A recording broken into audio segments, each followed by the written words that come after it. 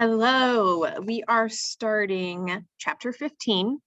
Remember where we left off in chapter 14 is when Agent Fiona is asking Amari to help them by talking to basically the bad guy on her own, right? She wanted to talk to Moreau face to face, and they've agreed that she could talk to him since she's also a magician, and Moreau, is a magician as well, but he's a bad magician, an evil magician, you could say. He's kind of the villain in this story so far.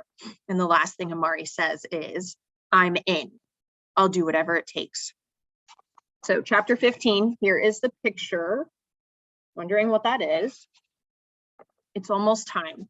I'm sitting in the lobby of Chief Crow's office, watching a whole bunch of adults rush in and out of conference rooms in preparation for my meeting with Moreau. When I agreed to it, I didn't think they meant right away. But as Agent Fiona explained, the Bureau has no clue when the next attack might come. The quicker they find Moreau's apprentice, the safer we'll all be.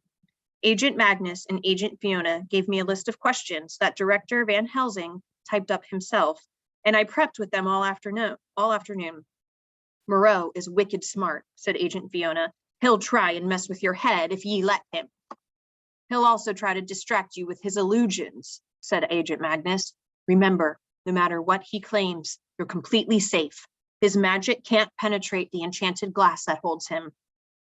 It's important to show confidence, said Agent Fiona. He'll be able to sense if you're scared. Ye won't be alone down there. We'll be keeping an eye on the whole thing through the security cameras. That being said, added Agent Magnus, if at any point you do get scared and feel like you need to leave, you are free to do so. Understand? I do, I said. I won't let you down. I put on the slippers and stepped into Lord Kensington alone, trying not to let my nerves show as the elevator doors shut and the adults wish me luck. Apologies for my earlier behavior, says Lord Kensington. Trainee or not, what you're doing is very brave. Thanks, I say, but I don't feel very brave. My knees feel wobbly just standing here. Lord Kensington zips me down to a floor I've never seen before. It's not even really a floor, just a solid wall of black metal. Could you tell me more about where I'm going? I'm realizing I didn't ask Agent Magnus or Fiona nearly enough questions. There are a number of walled-off floors in the Bureau, typically quite dangerous or very secret places. Blackstone prison is both. To earn a place there, you must be found guilty of truly vile acts. All visitors must be approved by the chief director herself. Thus, I am the only way for you to enter. Are you ready? I try to stand a little taller. Ready. Now entering Blackstone prison, says Lord Kensington. I'm afraid there's a speed limit while traveling through here. As the elevator lurches forward, a gap in the metal wall slides open. Everything goes dark as we pass through the thick wall. The shimmer of my moonstone badge is the only light. My heartbeat booms in my ears. And then we're inside.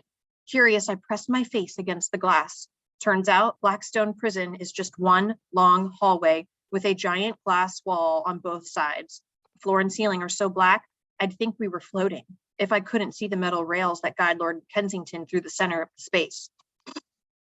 The prison is like those indoor exhibits at the zoo, with long walls of glass cages, only 1,000 times scarier. Scary creatures slither and skulk about. Some scream constantly, while others have laughs so cold I can feel it in my bones. A pack of drooling beasts claws at the glass.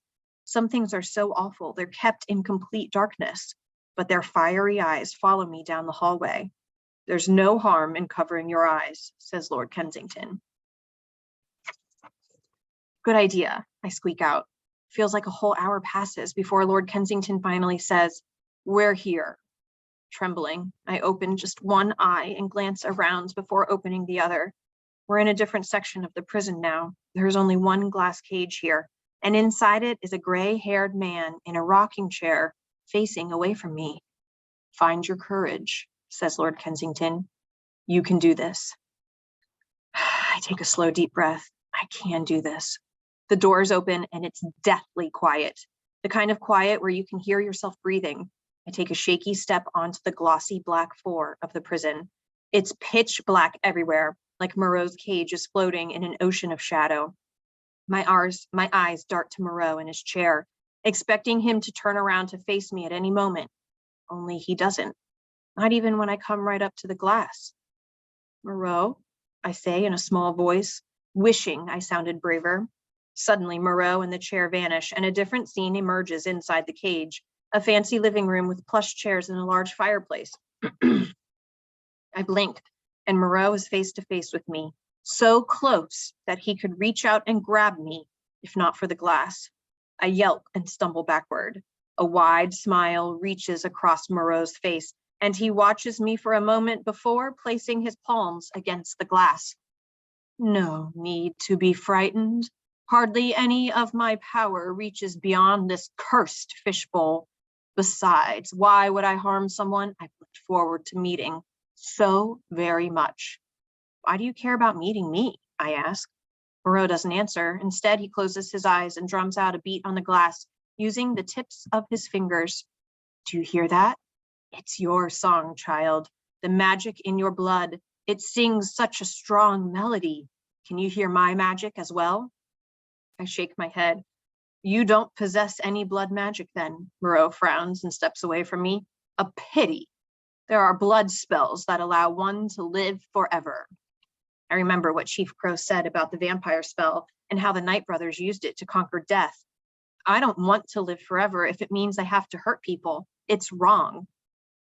Right and wrong are relative, my dear.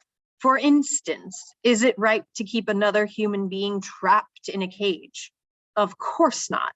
And yet I doubt you'd agree with me that I should be set free. Remember this, there is only weakness and strength.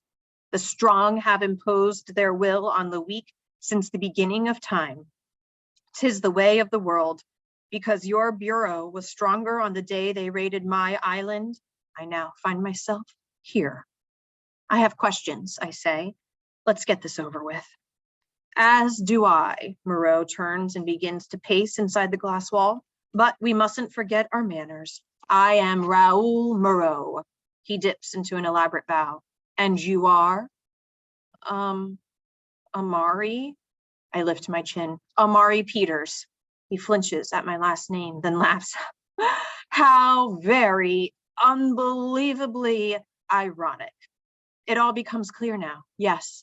How could the Bureau ever justify locking up the sister of the famous Quentin Peters? I swallow and ask, do you know where he is? He smirks, his voice mocking. Of course not. How could I lay hands on your brother from inside the cell? Agent Magnus and Agent Fiona warned me that would be his answer.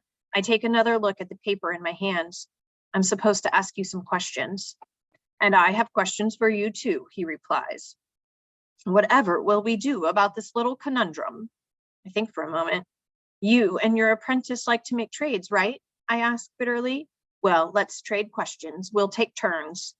Moreau strokes his chin. Very well. But you must promise to be truthful in your answers. There shall only be one lie between us, and I've already told it.